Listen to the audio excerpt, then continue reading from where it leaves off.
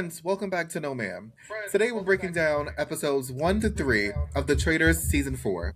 We're talking the secret traitor twist, Portia's roundtable moment that had folks convinced they caught something, and the fact that Michael Rappaport doesn't know how to shut the fuck up. So, grab your cloaks and lock in, because episodes 1 to 3 already gave us enough mess for the reunion. But before we get into it, make sure you like, comment, and subscribe, and hit that notification bell so you don't miss a single episode of No Ma'am. All right, I'm excited. I love Traitors. Traitors Season 4 is turning out to be an amazing season so far, especially coming off of Season 3. Friends, I just want to preference, Jhoany is just getting into Traitors. He's a traitor virgin, so this is his first season, so we have to ease him into it, y'all. I am loving it so far. I didn't know what to expect. Like, I know everybody talks about it. I've never been interested in it.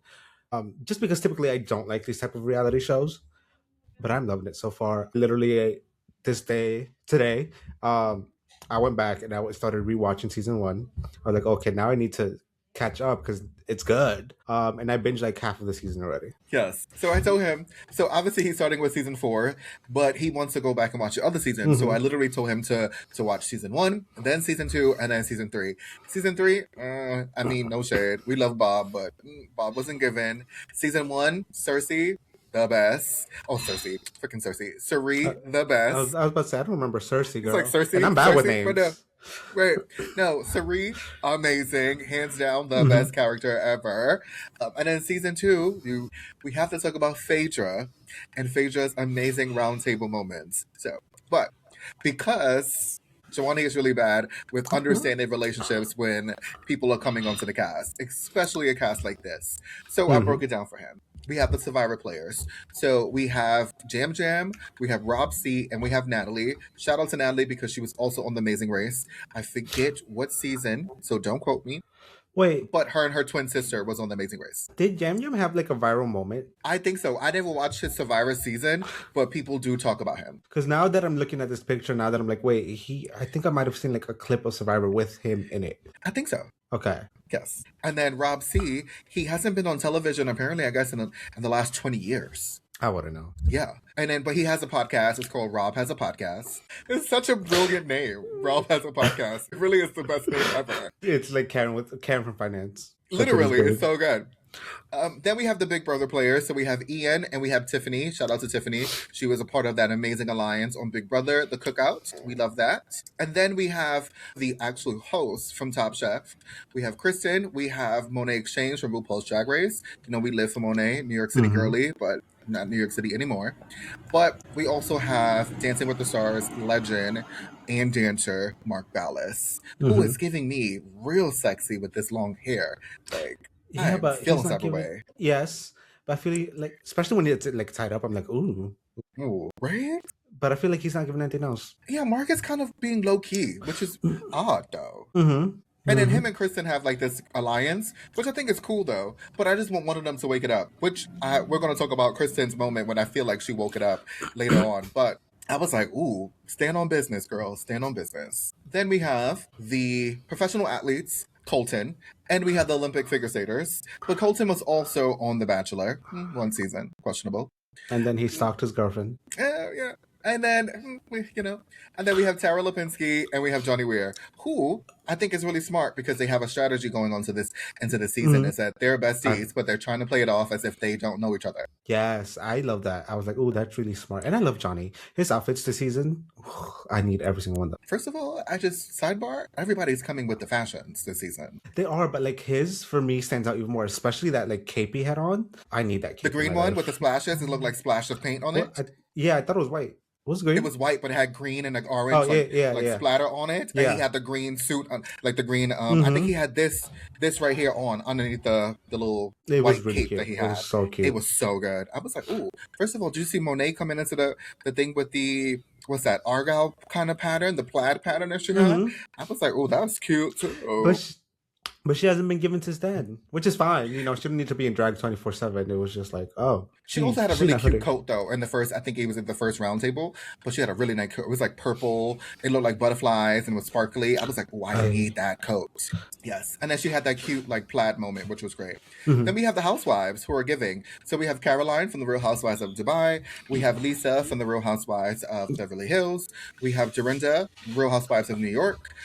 Candiace, my fave, Real Housewives of Potomac, and then obviously the infamous Portia Williams from the Real Housewives of Atlanta. Any of them besides Lisa. I mean, she's Lisa fucking Rinna. Yeah. Like, don't talk about my husband. Listen, don't bring up the husband. I love how tell Harry Hamlin about this. I was about to say, like 5 minutes into it, she's like, I need to tell Harry Hamlin. I'm like, this bitch, leave the husband at home. She lives for Harry Hamlin, though. I love that. No one else does. No. Then we have Steven, who apparently was from Run Sweet Hill. I'm still trying to figure out what character he played. And then also he was from Laguna Beach. And I remember Laguna Beach, but I don't remember him being with LC, which is weird. Then we have Mama Kelsey, or Mama Donna Kelsey, you know, the mom of Travis and Jason Kelsey. So apparently she's the mother of America right now. Not my mother. We know that. Then we have Eric, who's a singer-songwriter. I don't know where he's from, though. I feel like I should, though. Is he? Yeah, I looked him up because I thought he was cute. You know, he's like almost 40 years old. But is he part of like a group or something? I didn't look that much into it. I just know he's like a Korean songwriter or like a Korean artist. I thought he was Korean, but I didn't want to be like, you know, racist. I don't think he never said. No, they just I didn't want to be like, oh, he's Korean. Yeah, I was like, I didn't want to be like, oh, he's Korean, so he has to be like K-pop, and I didn't want to be racist. You about to get us canceled. You said it, I didn't. And then we have Ron, who's a comedian. Who, I mean, he's actually really funny though. I've never heard of him before, honestly, but I'm liking him so far. Yeah, I think he has an interesting personality, I would say. And then we have the sexy people, the pretty people from Love Island. Now, no shade, and that's Rob, R, and Maura. Now, I give Love Island a whole bunch of shit. Okay, I hate the show. I cannot get into the show. I think it's very vain. But one thing that the casting directors do for that show is they cast really pretty people. I mean, they know what they're doing in terms of that. But yeah, I've never even tried to watch it, honestly. The men that come out of it, though, they're fine. Not all of them, though. Some of them. But they're all a little toxic, though. Can wrangle this snake any day he wants. I want Rob R to throw me. Say, me too. Or whatever the fuck he said. Me next. Whatever he said. He's like, me next. Like, I want Rob R to throw me. So, if you know, you know. Obviously, spoiler, it happened in the episode, but you've all seen the episode, so you know what moment I'm talking about. But yes, Rob R is something about him. Now, I have my apprehensions because he's from Alabama. Now, I know that not everybody from Alabama is a MAGA. Like, I get it. But my bias, my unconscious bias, tells me that once you're from the South, you are racist. I mean, we haven't necessarily seen that so far, so I'm hoping that's not the case, but we might be wrong. No, I don't think so. Honestly, I don't think so. I think by this time, as much as people are fangirling over Rob R, I think we would have saw maybe a problematic tweet or something coming. True. Like the people, they waste no time. But for some, he is so his snake charming ass, literally, because he's a snake charmer, y'all, is so nice. He's like so fun. He had some really great confessional moments throughout the first 3 episodes. He seems to be playing with there's a lot of queer representation on the season, I might add, and he doesn't look like he's uncomfortable being around them. So I think that's great. You know what my favorite moment of him so far has been is episode 2 when he gets the cards and he just does that like little yes. I was like, oh, I don't know why I thought that was so cute. And I was like, okay, Rob, go off. Oh, but you also see a slither of his boxes. Yeah, and the V-line. Slither. It's just a slither because the little shirt rises up and he got to put it in his pocket. So we see a slither. We were like, oh, just a low rewind. Yeah, right. Or when he's my favorite is when he sits down, he goes, there's only room for one R and one Rob. And the R disappears. And the R just poofs. That face he had. I was like, oh yeah, Rob. And then we have someone who's problematic. Next. Okay. So, look at you. I literally couldn't click on fast enough. So in the beginning of the first episode, we literally see that Alan is doing something totally different. Now, if you watch the Traitors, Alan always waits to the round table to make his selection of his traitors. Mm-hmm. What before I get into that, there's some tea that I didn't know. Mm-hmm. Apparently, during the casting process, each of the contestants have to go through a psych evaluation. Mm-hmm. Now, depending on the results that they get, that is what they deem who is able to actually become a traitor and who's not. Oh, okay. So there are certain traits that they want a traitor to Mm-hmm. possess, and so at first I thought it was very random. At first I I thought that Alan was just like going around and making like his own selections, but they're very intentional. I didn't think it was random. I think it was like I thought it was planned out from the start. Like producers had chosen their three or whatever. Um, but I didn't think it went as far as to like what the results of their psych eval was. I thought it Yeah. was just based on what they knew about the people. No, so it's really based on like apparently there's certain traits that they want traders to possess throughout the show because I guess it's an emotionally and kind of like a taxing. I mean, yeah. It's a daunting task on you. So to be the trader throughout the whole entire season is a lot of like manipulating and conniving and deceit that happens. And so I guess it's a select few people who are able to handle that. I mean, that does make sense because it is a lot. Yeah. Now, what I think happens with this, so going back to this, the twist was Alan picks a traitor in plain sight. So we don't know who the traitor is, and I was a little disappointed. I like the twist of a secret traitor, but I really wanted to know who the traitor was, though. Yes, but I do think it added a nice layer of like tension and suspense because you wanted to keep watching to find out who it was, and the whole time you're trying to figure out, I was like, okay, well, based on this list, it could be this people maybe. Yes. I also have more tea. I'm just dropping all the tea today. So the tea about the secret traitor is obviously they selected Donna, and apparently they had high hopes for Donna. They wanted Donna to be able to go they thought that Donna was going to be able to go the long run in the show, and then they had like twists and turns for Donna to do. They didn't think that Donna was going to be banished that quickly. Yeah, that was really fast.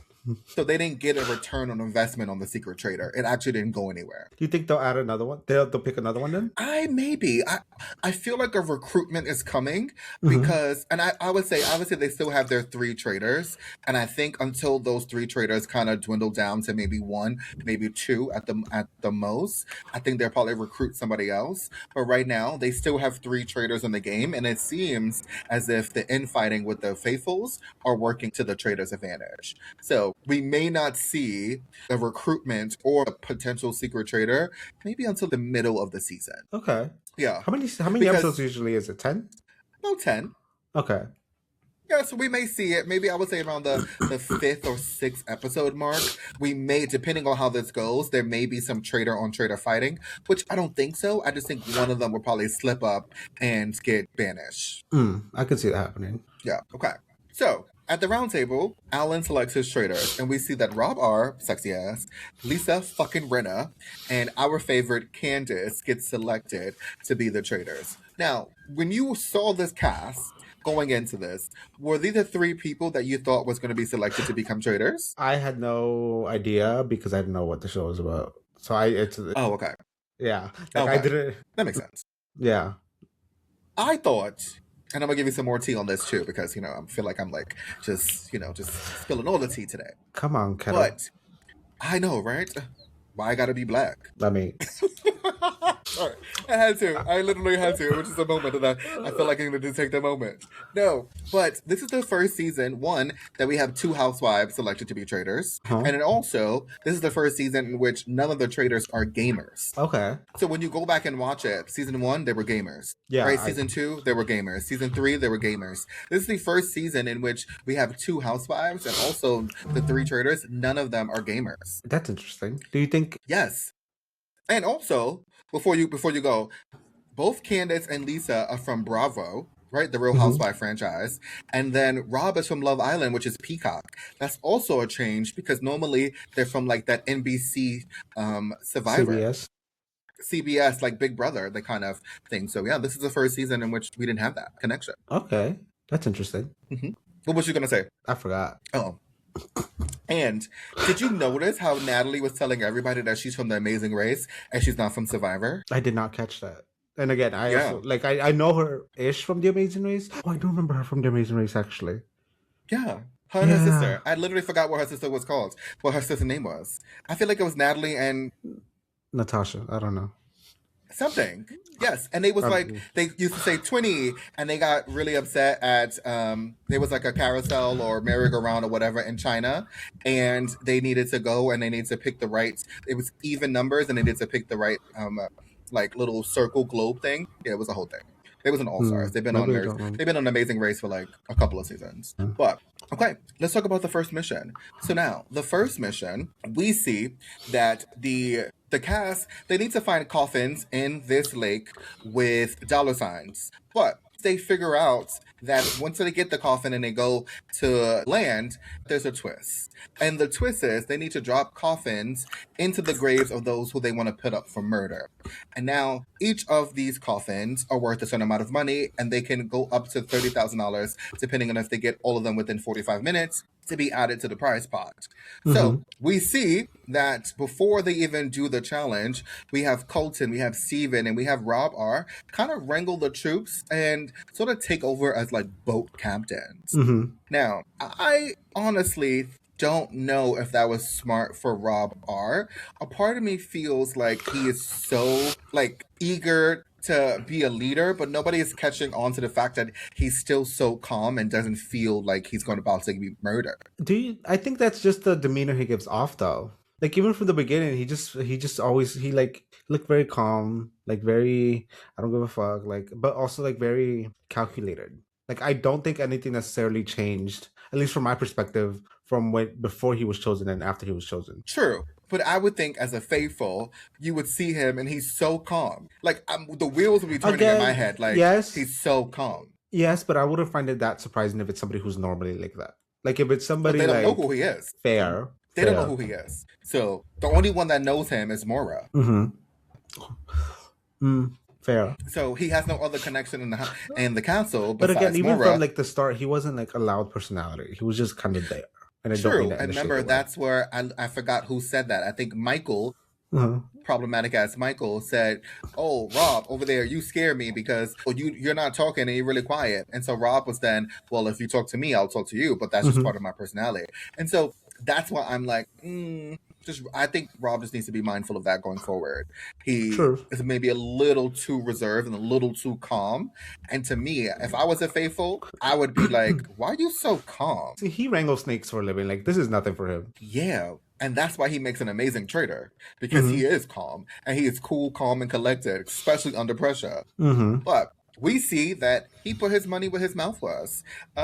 Because literally, Rob's boat was out. They was getting it. They was rowing correctly. You would have thought those people was rowing for a scholarship. Shout out to Portia, because she was like, we thought that we was out here getting that scholarship money over there rowing like this. Mind you, Portia wasn't doing that much. But in her mind, she was. You couldn't tell her she wasn't the team captain and like pulling them all forward. Come on now. So, but I give it to her. She was a comedic relief in that episode, so she was really funny. My favorite part was there was a couple of moments, but one was that Rob C was getting so upset that they was just throwing coffins in random places, and that's when you could tell that his survivor hat was coming on, and he was like, "As a gamer, you don't do that. You have to think about strategy." And then the white boat came on and they were like, hey, listen. No, I always get that confused. The white boat was the last boat. It was the red and the green that was neck and neck. So the green boat comes and that team, they're like, oh, wait, you don't put no coffin in our graves. We won't put no coffin in your graves. Graves in a coffin. And they was like, I thought Natalie's strategy made sense, because if you can just target the team that's out there still in the water, it would make sense to do that, because then you guarantee that not only your boat is safe, but the other boat is safe. Yes. I mean, that was smart. But then we see later on that they can switch up. But I think that was also smart because they didn't want to get caught. They didn't want to put another target on their back. Right. And I think it's quick thinking. You have to, because at the end of the day, you don't want the heat on you. You want to always you want to take as much heat off of you as possible. That's also the name of the game. It's like, you need to be strategic, but you also need to be very mindful of like, who's paying attention? What should I do? Do you think that might come and back them bite them in the bud though? I don't know Or do you because think if you it's listen happened to already? Like it's too late. probably, but you know what? I don't know because these faithfuls don't really seem like they're paying attention. If you notice in the episode, Candiace is like, "Don't put it in Rob's seed because we need Rob. Rob is very smart. We're gonna need Mm-hmm. Rob." And they was like, "Oh," she was like, "Let's put it in Donna because we don't need Donna. Donna is old. Like it's fine." So in Candiace's mind, she was like, "Let's play this strategic." Mm-hmm. Even though she was a traitor at that time, she still knew that Rob was sort of a threat because he's a really smart gamer. Mm-hmm. But she didn't want to put him up for murder because she felt like in the long run, I guess it's better to keep him around. Do you think that? Well, yes, because he could be used as like a shield. Like they could easily turn on him. Right. But at the end, they were scrambling for time, and you saw that they were just dropping Mm. coffins That would have been and me. Throw him anywhere. everybody's grave. Let's get Right. this money. Throw him anywhere. Throw it in mine Yes. if you And then want. Just let's just get this money. correct. And then we saw that Michael was like, "Oh, let's drop it in Portia's because it's close right there." And Candiace is like, "Oh, not the housewives." And we're gonna come back to that moment in a second. And then we see Actually, no, that I wouldn't have said throw it in mine. Fuck that. yeah, correct. Sorry, because I just realized I was like, if I don't get murdered, I'm getting banished the next day because they're like, oh, you threw it in yours, and look, bitch, you still here. Why? Correct. Traitor. Traitor. I mean, Jhoany is a traitor. I'd Yes. be a horrible traitor. You would be a horrible traitor, actually. Mhm. I would be an amazing traitor. I think you would be. I would very much be a Portia. You would be a Portia. You would misspeak. I would would probably be. misspeak. Yep. And I would get my All the ass time. banished Mm-hmm. because me and Portia sell 2 brain cells, and that's it. Screaming. I would be a mixture between Candiace and Rob are. Like, still cool, calm, and collected, but also, like, very extra. No, you know what? I don't think you would be a good traitor. And it's just because of your face. What do you mean? You give a lot away with your face. Your face is very. But if it's the game, I would use that to my advantage. See, I still feel like you'd slip up a couple times because I don't think you so. you are very like emotional with your face. Like you can tell when you're pissed or when you're. When I'm mad, if it's a challenge, yeah, because I'm also highly competitive. But I would You know are. how to like turn it on and turn it off. I would only be pissed like being in a competition because I want to show people that we need to get this money. I'd be horrible in the I would be good physically in the competitions, but because I'm Yeah. so competitive, I would absolutely be like a Michael from season 1 and be like, no, not Michael. Who was it? Whatever his Resna? Reza, and like screaming like, let's fucking go, like, bitch, get this fucking money. Yeah, you'd be very much Reza. Yeah. But like because I am really competitive, like I think that's what my facial expressions will show. But Mhm. when it comes to everything else, like I'm very convincing. I can gaslight the hell out of people. That you can. Like, You can. I am very persuasive too, though. Like I know just the right amount of sauce to add to certain things for me to get my way and get my point across. Mhm. I think it's weird, and that's why because I'm a Gemini, and that's why a lot of serial killers are Geminis. We need to talk about that. But that's a different episode. But so we noticed that Michael said that in front of Candiace, and Candiace was like, "Not the housewives." So before we get into what Candiace said in the car, I just thought it was really funny that Portia they tried to throw a coffin in Portia's grave, and at the last second, it was null and void. Mm-hmm. And he was like, what did he say? He was like, but why? What did he say? It's like, the clock? No, he's like, who said the clock? Yes, which is weird. According to who, I forgot what he said, but it was just funny because he just said the clock. Which is weird because that's the first time that also happens too. Like they like in like this much before like the clock ran out. I thought that was very, and they didn't give them the points for it or the credit for it. I thought that was interesting. But in the car, so speaking of that, remember we said that Michael said out loud, put it in the housewives. And Candiace was like, oh, not the housewives. But remember, Michael is a self-proclaimed super fan of the housewives. I'll talk about Michael. Fuck that man. But we have to because he's a I central know. part. of the episode. I know. But like literally just thinking about him and everything he was saying about like, oh, I'm the biggest housewife. I'm essentially a housewife. It pissed me the fuck off. Yes. Like, shut up. He really is. He's problematic. So for more ways than one. But in the car going back to the castle is Candiace, Portia, and Maura. And Candiace, in one way, I understand what she was doing because Michael already had a lot of heat on him for saying some like really questionable and problematic stuff. And then he's saying, "Oh, I'm gonna go for the housewives. Let's go for the housewives." That contradicts everything that Michael said he was. So Candiace, being the strategist, said, "Oh, Michael was like, oh, let's go for the housewives." And Mhm. so you see Mora and Portia in the back, like he said, "What? What?" And if you know anything about Portia, Portia is messy, but Portia does not shy away from confrontation. She will go to your face and be like, "So you said what?" Okay, so we see that Portia did exactly that. She questioned Michael, and she was like, "Oh, well, I heard that you said put it in the housewives. So apparently you knew who you was going after. Nobody else did. So that means that you a little Mhm. questionable." And he was like, "Who said that?" And she was like, "Well, I'm gonna take you to the source." So they go in the kitchen, and that's when Candace was like, "You misheard what I said." At that moment, I thought she was gonna get caught, and I was like, "Fuck, Candace! It Wow." was. Yes, but for me, I was also like, did he say it? Because I'm Dory, bitch. I forget things in 2.5 seconds. And I was like, wait, did he say it? I generally don't remember if he said it. So I'm like, I was also trying to figure out, like, did he say it? Like, who's lying? Like, I was literally like everyone else, like, wait, so who's lying? Yeah. It also didn't help Portia because Maura was like, she didn't remember. Yeah, yeah. So you have Candace saying, "No, you misheard what I said. I said about the other day." And then you have Maura, like, not helping the situation, saying, "Oh, I have Mm-hmm. no idea." But mind you, she was in the car and she clearly knew what happened. Mm-hmm. She definitely remembered. She just didn't want to pick a side. Yeah, which I get because, again, her only alliance Is Rob. was Rob R. That's the only person she knows. She doesn't know anybody else from the Mhm. other shows. So it's smart, but it did make Portia look a little questionable in people's eyes. So back to the first mission. Here are all the folks that are up for the shortlist or had coffins put in their graves.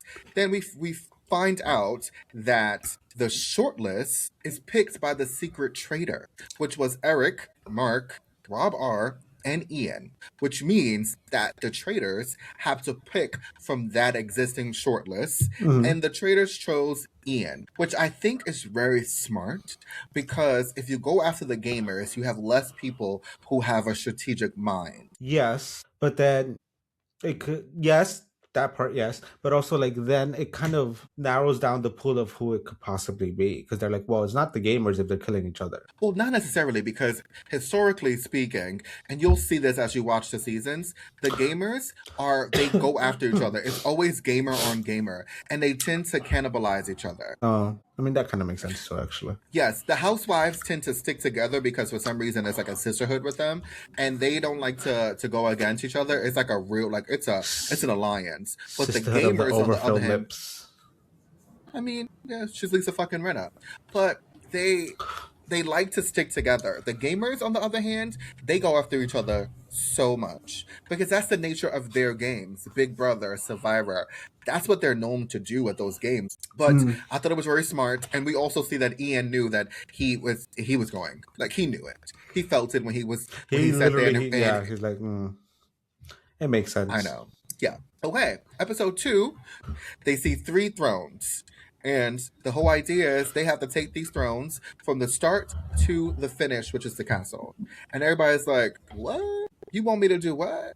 But they have an opportunity to add about $24,000 worth of gold to the pot. Now, Mm-hmm. before this even happens, Tiffany at breakfast, she makes a speech that about Ian because she was so sad about Ian being murdered that Uh huh. Colton felt was very suspicious. It was Did you definitely think that very was extra. suspicious?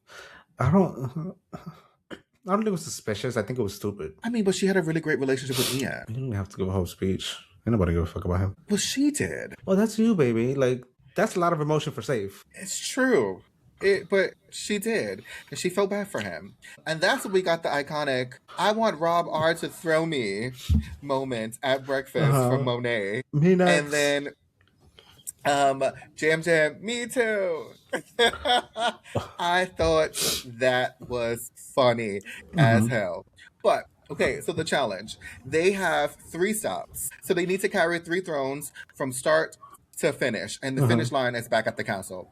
And there's three stops along the way. They have the orchard, they have the river, and they have the forest. And doing that, they have to find and collect bags of gold.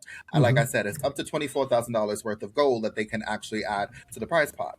But there are shields at every single one of these stations that they can potentially get. Now, you have to remember, and Colton was really smart about saying this. He said, if you start off on the throne, that doesn't necessarily mean that you're going to end on the throne. And I mean, he was really smart with it because he's the big ass that ended on the throne. Yes. Now, obviously, so how it played out was so Tiffany, Candiace, and Caroline initially go on the throne first because at the end of the day, they were the lightest folks that Hmm. was in the bunch. It made sense.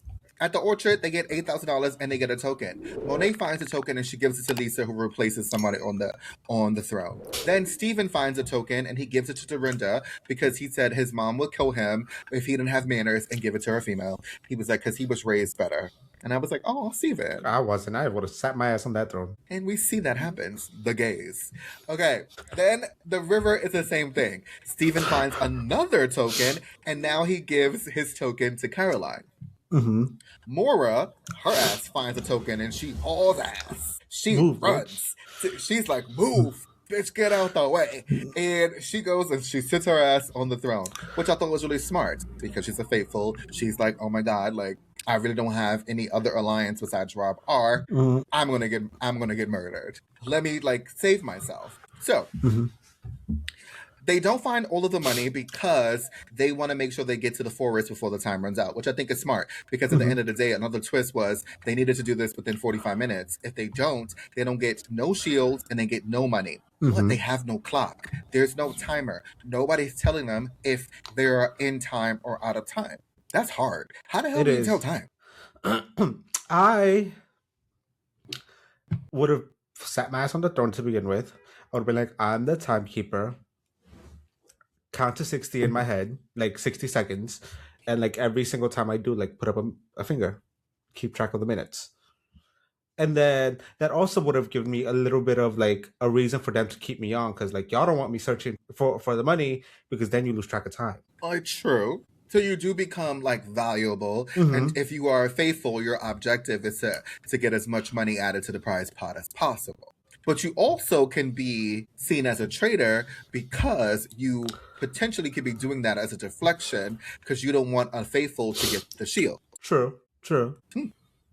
It So I feel like with every choice you make, there's like, well, you could be seen as as a valuable faithful or a sneaky traitor. that's also true. You have a point.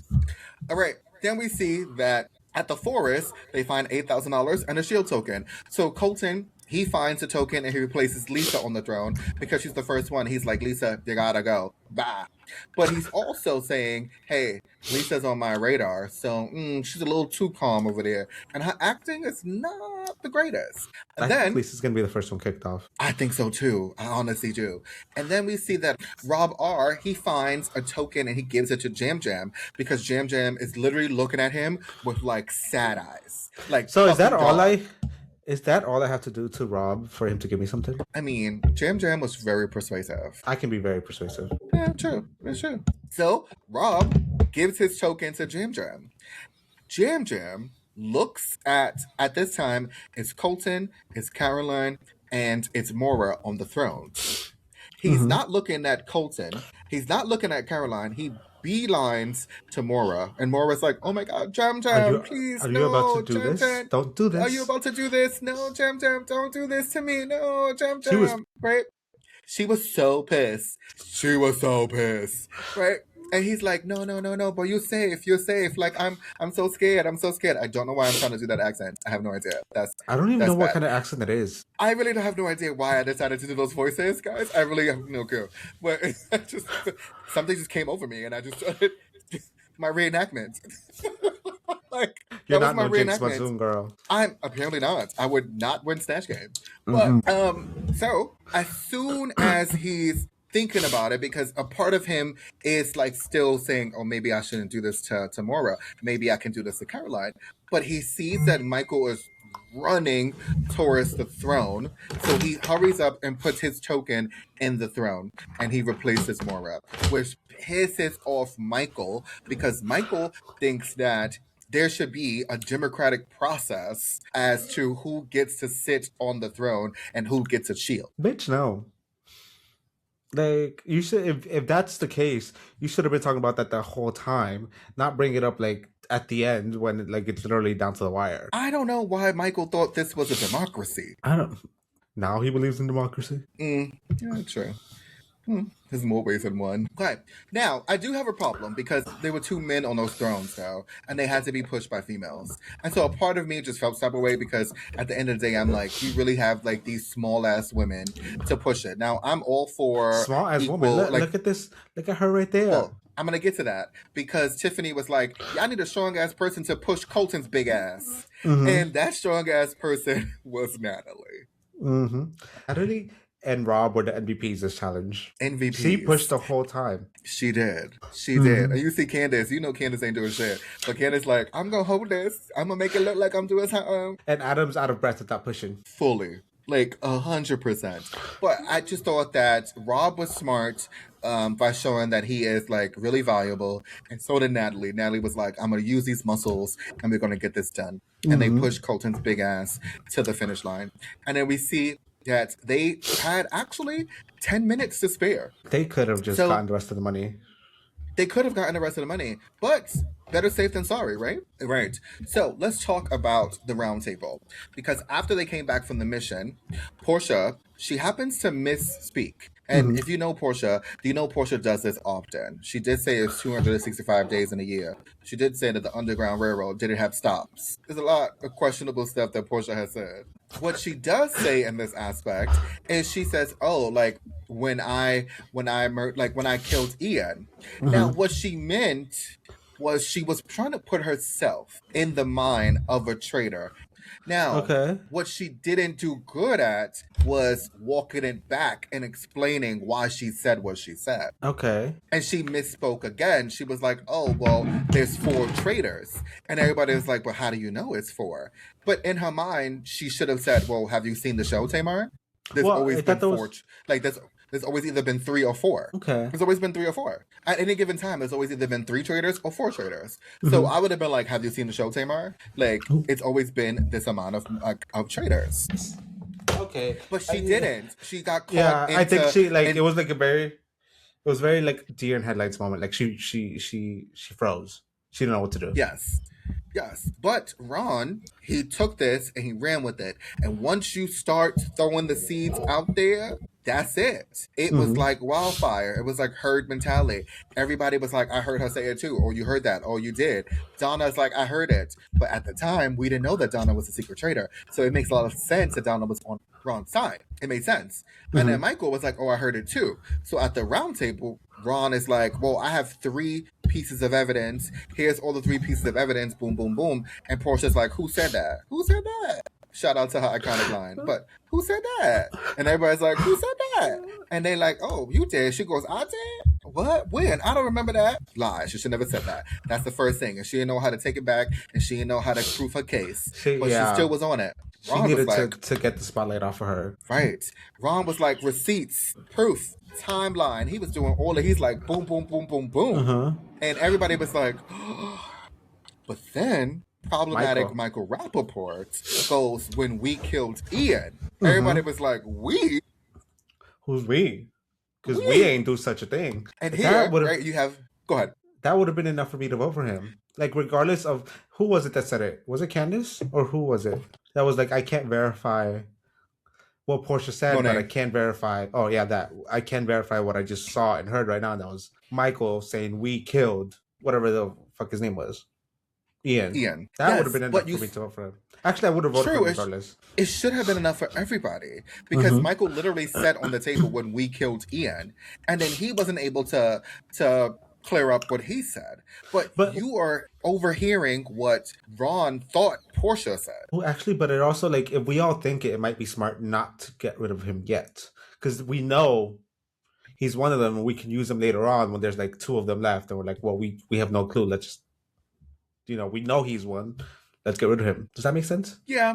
No, I get what you're saying, and you can use him as a shield because he is very problematic, and he Yeah. will put his foot in his mouth. Yeah. I just thought it was really funny that because Ron was so persuasive that everybody pretty much forgot what Michael said and they all voted for Portia. That's how convincing Ron was. So Her Portia gets up there. Tracksuit. Yeah, she gets up there and she says she's a faithful and everybody's devastated. But Portia's the first faithful to be banished. Okay. That brings us to the murder in plain sight. I thought this was the most riskiest murder in plain sight. And the reason why I say that is because the other ones, they either had to tap you on the shoulder, they had to talk to you, they had to either give you something to drink, and you'll see that when they do their murders in plain sight when you're looking at the seasons. But I thought this one was a little difficult. Yeah, them having to go to one room, grab the cards, decide who's getting murdered, and then go to a different room and burn it all before they go to sleep. I was like, oh, that's a lot. And they had a short amount of time to do so, which they always do. But I thought this one was really tricky. And so Candiace, being the strategist that she is, she had the bright idea to say, oh my God, it would be a really great time for a conga line. Now, Rob C, he's like, something is happening. They're doing a murder in plain sight. So he goes to Tiffany. He tells Tiffany, hey, listen, don't go out there. Like, they're doing a murder in plain sight. Like, I feel it. Something's happening. Mm-hmm. It feels odd. It feels weird. Candiace goes to Lisa and is like, we need a distract. We need to get them away, right? Like, we got to do some diversion, distraction. I thought that was smart. They divided and conquer. So Candiace is leading the conga line, right? She's out there. She does the conga line. Rob R, he goes and he grabs the cards. And we see a slither of his boxes and that V line, which I had to pause because it was good. So pause shout out, handle the snake. Shout out to the gym because baby, that V line is defined. Shout out to the snake wrangler. True. That's also true. But he grabs the cards, he goes, yes, and he sees, and I'm going to show you who the shortlist is in a second, but he gets it, and they get it done. Now, what I thought was really smart was that him and Lisa decide who they're going to murder, and then Candiace is out, which it kind of takes the heat off of Candiace a little bit because she is totally away from the action. Now, one time did she have a conversation with Rob, so it doesn't look so he's even like... Yeah. She was completely out of the loop when it came to choosing who it was. Yes. Now, what I thought was a little weird, and I felt like they was going to get caught because Tara was looking at them like dead on, is when Rob and Lisa was playing chess. She sat right there. She said, let me look at y'all. She said, this is boring. Let me turn around. Yeah, and then she left, and I thought that was a missed opportunity because something my eyebrow probably would have raised, like, all this commotion is happening, and these two decide that they want to play chess. Are they really playing chess? I thought that's why initially she sat down to be like, this is suspicious. And then she just left them alone. Yeah, which I thought was a missed opportunity for Tara, though. But I have to, before we even talk about the rest of the episode, I have to put some iconic quotes from Candiace because Candiace is, oh my gosh, when I tell you Candiace is confessional gold, when she reads the letter that explains that you have to do a murder in plain sight. She says, I've had a glass of wine. Now I have to turn on my bad bitch and serve. What? And it's the face that she looks dead into the camera. Like, America, are you seeing this right now? Like America. And then Rob goes to her and was like, hey, listen, they're doing murder in plain sight. She almost choked on them Skittles, child, because she was like, what? And then we see the next day after he gets murdered, she goes, bitch, not you over there telling me what I'm about to do right now. I was like, it's true. She's so funny. I really don't want her to get banished anytime soon. I hope she makes it all the way to the end. Same. But then she was like, well, Tara can't get banished because I need her curling wand because mine broke. Girl. Yeah, but girl. That's a good enough reason for me. Girl, right. So we see that the secret traitor, she picks a shortlist. And the shortlist happens to have Kristen, it has Tara, it has Monet, and has Rob C. Now, the only one that actually made sense, I think, is Rob C. The other three made no sense. I was so upset when I saw Monet's name, and I was like, if these motherfuckers choose Monet, I'm gonna be pissed. I'm gonna be so pissed. And I was so happy when it wasn't Monet. I like literally had so much anxiety and like my heart was beating. I was like, it better not be Monet. It better not be Monet. But at the end of the day, what would be the reason for Monet? Random. Shake things up. Like why Monet? It makes no sense. Yeah. It would have really confusion. But at the end of the day, the Traitors do select Rob C. And I felt so bad for him because you can tell It was he literally was so devastating. It was, but it was literally right at the perfect time because he absolutely would have said something the next day. He would have like they would have done a murder in plain sight, which I get it. It was so smart. So shout out to the secret traitor for making a really great decision on the short list with that one decision. And also, it just happened to be playing out. So, like, the universe was in the traitor's favor at that time. But you can tell his face, he was so devastated because in his mind he couldn't fathom the fact that he got murdered and they did a murder in plain sight, and he didn't drink anything, he didn't have anybody touch him, so he's like, how the hell did it happen? And I know he's probably watching back the show and be like, these motherfuckers. Yeah, you can tell he said it in one of the interviews, like post episode, that it took him a while. Like, he went home and he was really defeated. He said it took him a while to like get over it. Poor thing. He was like, he kept replaying it in his head, like, what is it that he could have done differently? Is it something that he could have done differently? Like, apparently he was like a wreck. And what's crazy is he literally couldn't have done anything differently. It was nothing on him. No. But we also see that the next morning they do something different. They have breakfast. They see that Rob C has been murdered, but nobody picks up on the fact that Alan is giving clues. Like, Rob was burnt. He was right under your noses. They still didn't pick up that the traitors murdered in plain sight. None of the faithfuls picked up on the little hints. They're still thinking that it was a normal murder. So everybody's like, oh my God. But Alan, in true Alan fashion, comes in with some Alan fashion. Shout out to the Phoenix Rising. It was cute. I was like, come on, Yellow. But he tells them that they will be a roundtable banishment before the next mission. So that was crazy for me. I was like, wait, right now? Right now? Right now. Everybody's like, they just had their croissants and the little bacon, and now you're going to make the vote? Hello. Now, at this point, who do they vote for? You can eat, like, who is it? They still have some animosity between Michael and Jam Jam at the breakfast. And I have to give it to Jam Jam because Jam Jam said, listen, if you come at me on 100, I'm going to give you 100. If you come at me on 10, I'm going to give you 10. And I thought that was smart because same. And so that kind of put Michael in his place a little bit. And so I was like, oh, he did back down slightly, like a little bit. Just a little bit. But you see that he brought that drama to the roundtable and he voted for Jam Jam, who then votes for Michael. But what I thought was really interesting is that Colton was like, I'm not listening to Ron because Ron had me thinking that Portia was all along and I should have went with my gut. I didn't trust Donna. I need to vote for Donna. And apparently Colton has a little bit of he got a little bit of power. Right? He got it right. I was like, what? Oh, I really did not expect it to be Donna. He got a little bit of power, that Colton. He was able to rally the faithfuls around him. And I was like, is he trying to give Queen Bee energy right now? Queen Bee energy with the Taylor Swift talent. I don't know what you have against Taylor Allison Swift. But another episode, we're going to unpack your disdain for Taylor Allison Swift. Listen, it's just... We're not going to do it right now because you're going to go down a rabbit hole about why you hate Taylor. So let's just finish this episode. We're going to unpack it in a different episode as why you hate Taylor. Okay? Well, we might need to put it behind the painwall, though. Because if I'm going to be canceled, I won't get money for it. Yeah. True. Now, we see that he rallies up the faithfuls, and Donna overwhelmingly gets a majority of the votes. And so she eventually gets banished. She reveals that she was a traitor. The faithfuls don't know that Donna was the secret traitor. Only the traitors know that Donna was the secret traitor. So in their mind, there could still be a secret traitor at play, and they still don't know how many traitors there is. Which I thought was really smart. That's very smart. It is. Thought it was gaggy that this is how they found out. Like, I really thought they would have ended up meeting. Yeah. And they actually, literally, they won the opportunity to meet, and it was just taken away from them at the last minute. Which is why I said I think it was a wasted opportunity. It was a missed opportunity to put Donna as a secret traitor. I don't think so. I think it should have been a gamer. I honestly think it should have been either Natalie or maybe like Jam Jam, or maybe even Monet. I think Monet would have been a really great traitor. Yes. And okay, yes, because she did like she can be very convincing, but She it's also like is. Monet. I think they could have put Monet as a traitor. They could have put Jam Jam as a traitor. They could have put Natalie. I think Natalie would probably be a really great traitor because she's I very think so. smart.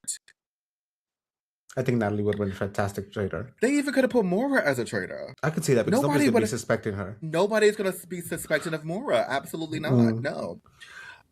Okay, so the third mission is they have to be in pairs. So Alan says at the round table before they go is pair up with somebody who you put all of your trust in. Who you would trust with your life. And I'm like, these pairings are weird. very weird, yes. But Ron is the odd man out. So by default, he does not have a partner, so he's automatically up for murder. Yeah. I felt so bad for him because it was like, we know the reason why, and it was because like they essentially blame him for getting rid of Portia. But I felt bad. I was like, oh, y'all just left him alone like that? He looks so lonely. Very much. Very much so. And so they have to choose who's going to go into the cage. Now, the person in the cage, if they have 10 minutes to find 10 skulls. Now, they have to stack up the 10 skulls on the podium, and then the pressure will open up the gates. I thought Tiffany, when them people slid that gate down behind her, she was like, y'all got to warn me. I thought that was so funny. She jumped. Tiffany, she said, hey, y'all got to warn me. I thought that was really funny. But we see that some of them did a really great job at getting their partner out of the cage. Others, not so much. Johnny Weir, what happened? He spent the whole time looking for the skulls. He was just lollygagging around like he was picking daisies. No, girl, find the skulls, get them back quickly. Like I think that's just gonna put a lot of pressure on him and a lot of eyes on him, a lot of suspicion. Because why you took so long when everybody else took like 2 minutes max to find these skulls? Correct. He was the last one there. Again, they only have 10 minutes. We also see that Colton, he finds all the 10 skulls, but he was shaking like a tail feather. He could not get it together. Yeah, and like, see, I would have like maybe called that as suspicious, like, said that was suspicious. But I think what saves them is one, that his partner could very obviously see that like he was like shaking like an epileptic motherfucker, and two, he was the one who was like gunning hard for Donna, and like why would you try to get rid of a fellow traitor? Yeah, I mean, I think they know that he's fully 100% faithful at this point. Yeah. Well, they could be some traitor on traitor like crime happening, but I don't think they're there yet with like putting those two together. We also see that Rob bodies the challenge. Every time he does so well in these challenges. It's so fucking sexy. He just puts that game face on. It's so fucking sexy. I know. It's a crime. Monet and Natalie, those two together, I love that. I love them two together. I think that's a great team. I need them to pair up more. Oh my god, they should do a season of The Amazing Race together. They could do a season of The Amazing Race together. That'd be fun. And then we also see that by the nick of time, Tara and oh my god, Bob Candiace and Monet should do The Amazing Race. Bob and Monet should do The Amazing Race. Sorry, yes, it was a random thought. It just came to, yeah. Yeah. But Mark almost had it, and he was not able to get Kristen out of the cages. So because he looked of so that, defeated. He was so defeated. Because of that, if your partner was still in the cages, those were the ones that were up on the short list. So that was Ron by default, obviously. Kristen, you have Caroline, you have Eric, and you have Lisa. Now, I put Lisa to the side because at the end of the day, Lisa's not getting banished because she's a traitor. Perfect. We don't see who is getting, who's going to get murdered because it ends on a cliffhanger. Wait, what if they had gotten everyone out? Would it automatically just, be Ron murdered? Probably. No, I don't think they would have done that. I honestly think they would have had the traitors like pick who's going to be up for murder. Okay. I'm sure Ron would have been one of the ones up on the short list that the traitors would have picked, but I honestly don't think that Ron by default would have just been the one to get murdered because then that's not fair to anyone. So, who do you think is going to get murdered next? I think no. I hate to say it. I think it's going to be Eric. I don't know. I think it should be Caroline. I know your reason behind it, and it's because like Housewife, like, get the heat off of them because two of them are traitors. I don't know. I think it's going to be the one of them two. I don't think it'll be Ron because he's gonna get banished either way, so it makes no sense. We need Ron to get banished. Yep. And then what's his lady's name again? Kristen. It's not gonna be. There's no reason to kill Kristen. True, but they like confusion, and they may actually decide to kill her because they like confusion. I think it'd be Fair. really smart to murder Caroline because statistically there's two housewives. Why is Lisa always safe? So if Lisa's always safe, they have to kill a housewife because that would technically mean that Lisa, if they don't kill Caroline, I guarantee you Lisa will be the next one to get banished because by default they're going to come for Lisa. Yeah, I think the smartest thing is Caroline. That's the smartest move. If they don't do it, that's going to be a missed opportunity, and it may cost them to lose a traitor. Another one. That'd be 2 in a row would be crazy. That'd be a lot, yeah. Well, there you go, friends. That was Traitors Season 4, Episodes 1 to 3. Comment below, who do you think is getting murdered? Who is it? Do you think the traitors are going to win, or do you think the faithfuls have a chance to win? Let us know in the comments. But as always, make sure to like... Yes, I need Candiace to win. But as always, make sure to like, comment, and subscribe. Hit that notification bell so you never miss a single episode of No Ma'am. Until next time.